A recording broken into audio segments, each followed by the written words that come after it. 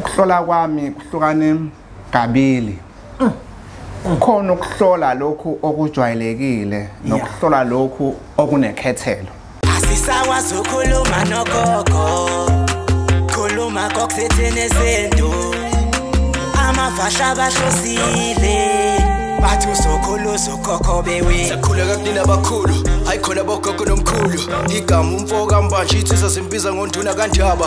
Hayi khona yasuke yahlala, impungu sihlephlela ulwazi. Izinto zaqala zakhanya nenkinga zaphela emphela njaba. Isiza kithi siyakhala, sekhona nenyanga zamanga. Izinto sakithi siyahambe engathi sekhona abafundisi bamanga. Impungu ngayishuklela phansi. Wathi ngithi kunina benkashana kaMenzi yaphuza umlaza ngameva yaphula umlilo ngamahlamvu abanye bewucima ngamanzi. Nina belembele eqamanya amalembe ngokukhalipha usishaka kashayeka ngemanzi ngesaba ukuthi ushaka. Ushaka kuyinkosi yasemashobeni ngiyakhuleka umhlaba wonke nasendaweni zonke. La khamba kufinyelele khona lo mfanekiso oqoshiwe mawukuthi umusha kule channel ibizo lami. Ngumlekeleli umfoka mbanjwa. Umshana wakwaNgcobo, umzukulu kaMdumo, umdumo kaThumbula Tshatatsha, uTshatatsha kaPheshe, uPheshe kaMaguyane, uMaguyane kaVaphi, uVaphi kaNokhonjo. Kuhlala kuyintokozo ke kumina mbukelo wempunga yesintu ukuthi ngifike la kwi-channel ethu enkulu, impunga yesintu TV. Namhlanje na sengihambe ngayale kwamhlaba yalingana. Ngoba ngiyimpunga yesintu ngifuna ukusenza isiqiniseko ukuthi amagumbo mane siyabathola abantu ababelaphi bendabuko abazokwazi ukuthi balekelela abantu basizakale. Ngoba uzokhumbula ukuthi thina njenganabantu sinezinto ezizidingo esifisa ukuthi zifezeke phezulu kwempilo zethu. Nasemakithi ngokunjalo emagcekeni obaba bethu nomkhulu bethu kunezinto othola ukuthi zizidingo, ezinye zazo zidinga abantu ababelaphi bendabuko. Kunomuntu nje uthola ukuthi egcekeni lakubo kukhona izilwane. Ngeke uyishisa impepho ucela ukuthi izilwane ziphume, udinga umelaphi wendabuko. Ingakho ke namhlanje ngihambe ngaze ngofika kamhlaba yalingana, ngalanda ubaba uMlambo ngathi akaqale la emphelandaba. Sonyathela emagcekeni simkhombisa isigodlo sakhe ukuthi nasi isigodlo sikababa uMlambo nangumuzi kababa uMlambo. Asithathanga nje umuntu esimbone ehambe emgaqweni sabe sesithi akasondele kwimpunga yesintu. Baba uMlambo, Thokoza mkhulu. Niyaphila baba? Siyaphila baba. Asikubingelele baba uMlambo sikwamukele kwi-channel yethu impunga yesintu TV. Ngicela ukuthi mhlambe nje usichazele ukuthi bakukhulunywa ngobaba uMlambo. Kukhulunywa ngubani? Umuntu obaba uMlambo osebenza kanjani? Udabuka kuphi? Isiphi isigodi adabuka kusona ukuze umbukele impunga yesintu acaciseleke? Cha, babu umbanjwa asibonge impunga yesintu baba. Umkhulu uMlambo lo emanguze kwamhlaba yalingana. Awumadoda. Umkhulu usikhonyane. Awumadoda. Esigodini sakwa Pikini Nyamazane ngaphansi kwenduna engiyakhele ubaba uMgomezulu. Umgomezulu. Yebo baba. Mina ngisebenza ngesintu. Yeah. Ngiyahlola. Ukuhlola kwami kuhlukane kabili. Khona ukuhlola lokhu okujwayelekile nokuhlola lokhu okunekhethelo. Ayi, ngicela nje baba uMlambo mhlambe usabeka ukuthi khona ukuhlola lokhu okujwayelekile nokuhlola okunekhethelo okusho ukuthi ukuhlola lokhu okuqopheleni eliphezulu. Yebo. Ngiyafisa ukwazi ukuthi kazi kuphi lokhu okunekhethelo lokhu okuqopheleni eliphezulu ngoba sabantu siyathanda baba uMlambo ukuthi siye kohlola. Yebo. Ngiyathemba unombukelo uyakufisa lokhu okunekhethelo. Asibonge mkhulu. Yeah. Ukuhlola okunekhethelo ila umuntu othena usehambe abantu abaningi. Usehambe abantu abaningi abasebenza ngokwesintu. Kunjalo. Kodwa uthola ukuthi usizo akalutholi.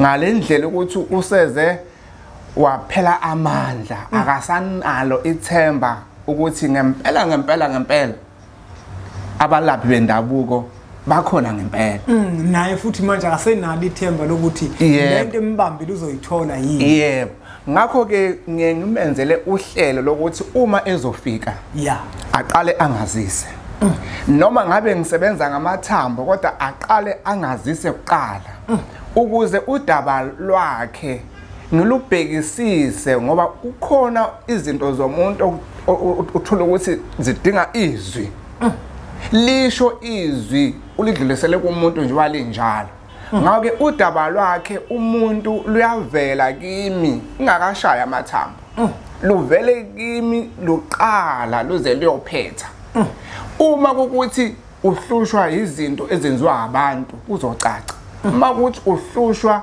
ukuthi emsamo wakhe akulungile ngoba umuthi awuhambi wodwa uma ukuthi emsamo akulungile ngiyakwazi ukumhlukanisela umuntu ukuthi cha unenkinga impela kodwa mhlambe ulaka oluqhamuka kubantu abadala olufuna ukuthi uthole umuthi kodwa umuthi wedlule emsamo ukuze izinto zakho zimukeleke izinto lezi ejulile kakhulu ukuze umuntu ngiqale phansi ngihambe naye kodwa kugcineni kumele kube nexazululo okusho ukuthi baba umlambo lokuhlola wena okunekhethelo yiloko ukuthi umuntu umefisa ukuthi eze kuwena azobheka kufanele aqala kutshele eqala ukuthi ngosuku oluthile ngizoza ngeke avela atheleke nje.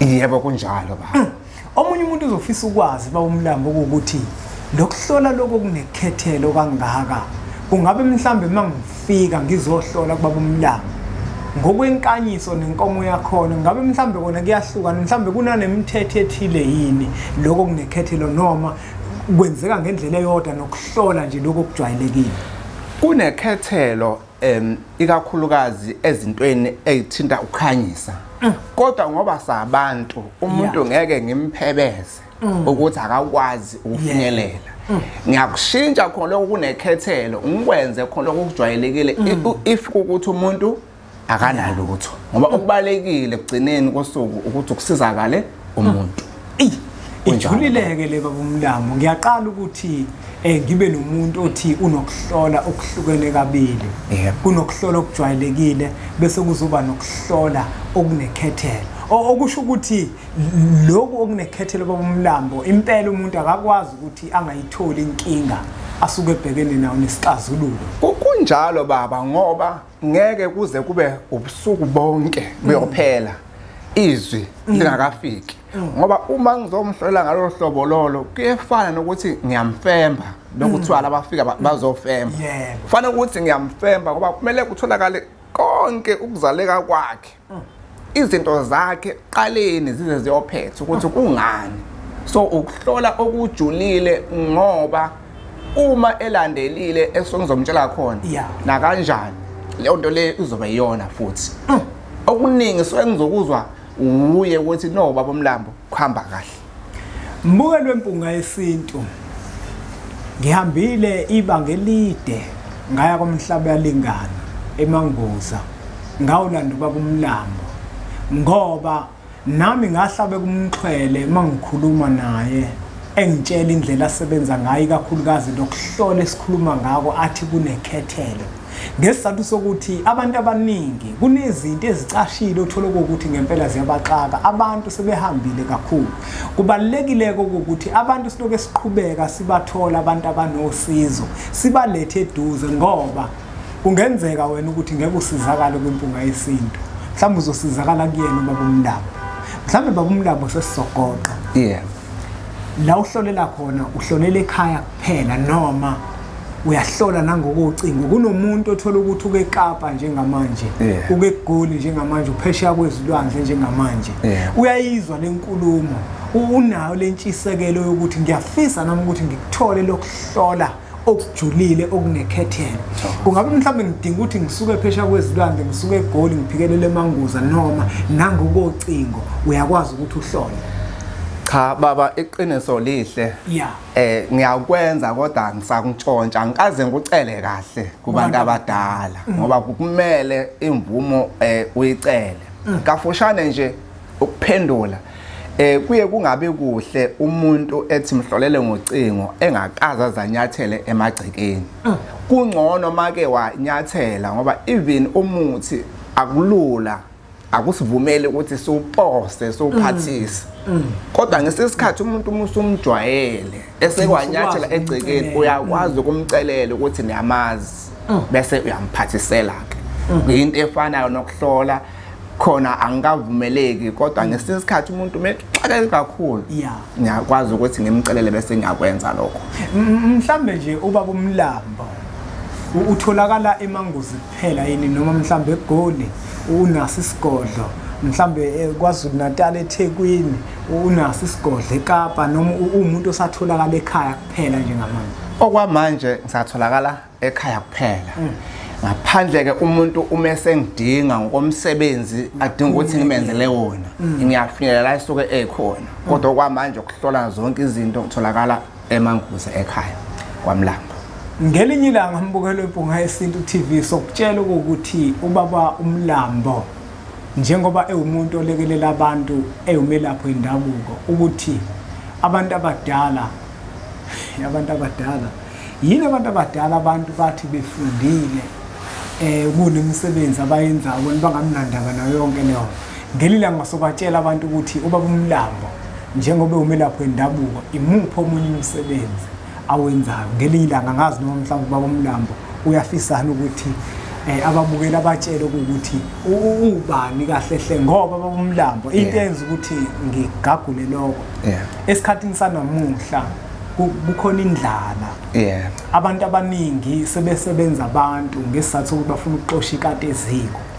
Kanti kubalekile ukuthi abantu bazi ukuthi uma sithatha umuntu simletha la hayi ngoba ebulawa indlala kodwa ngoba elandela ubizo labantu abadala. Ngoba umunye umuntu uzothi mhlawumbe baba uMlambo umuntu ongasebenzi umuntu kanjani ngabe baba uMlambo mhlawumbe ukhona nomunye umsebenzi awenzayo? Cha, ngiyabonga Mpunga Yesintu ukhona umsebenzi omunye ngiwenzayo. Ngenhlahla ngisasebenza kwaHulumeni kwa Department of Education nguthisha. Ngisasebenza namanje angaphume ku system. Kodwa ngesizathu sokuthi abantu abadala umsebenzi wabo kufanele wenziwe. Ingakho ukwazi ukubahlonipha ukuthi uwenze. Esisho ukuthi ke mbukelo weMpunga Yesintu kunomehluko phakathi komuntu owenza into ngoba yenzela indlala nomuntu olandela ubizo. Bengifuna ukuthi kucace lapho nje baba. Yebo baba kunjalo. Ngiyabonga kakhulu. Mbukelo weMpunga Yesintu TV asibonge kakhulu ngokuthi ubuke lo mfanekiso oqoshiwe. Uma kuwukuthi ubaba uMlambo uyamdinga ukuthi mhlambe nawe akakuhlolele ngalokuhlola asekubalulile. Le nombolo lokuzibona zivela la screen sakho ezakho ubaba uMlambo. Usekhulumile ukuthi utholakala eManguzi letholakala khona. Uyakwazi futhi ukuthi akucelele uma kuwukuthi mhlawumbe ukude kakhulu kodwa akathanda ukwenza ukuthi akuhlolele ngokocingo ungakazi unyathele emagcekeni. Kuhle ukuthi ufike ekhaya kuqala bese emva kwaloko akwazi ukuthi ke nixhumane nenze izinto njengoba ebalilile ukuthi ngisho imithi akakwazi ukuvela kuposela. Yebo uyakwenza uma kuwukuthi umuntu oseke wafika ekhaya. Ngiyacela ukuthi uthathe umfanekiso oqosheni udlulisele kwabanye abantu ngoba nakubona uzoba usizo olukhulu. Bese sithi nje impunga.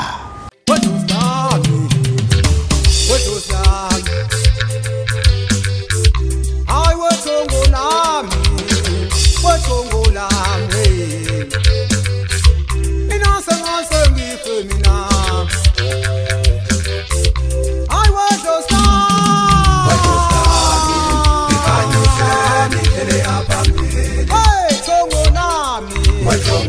Tongo Nami.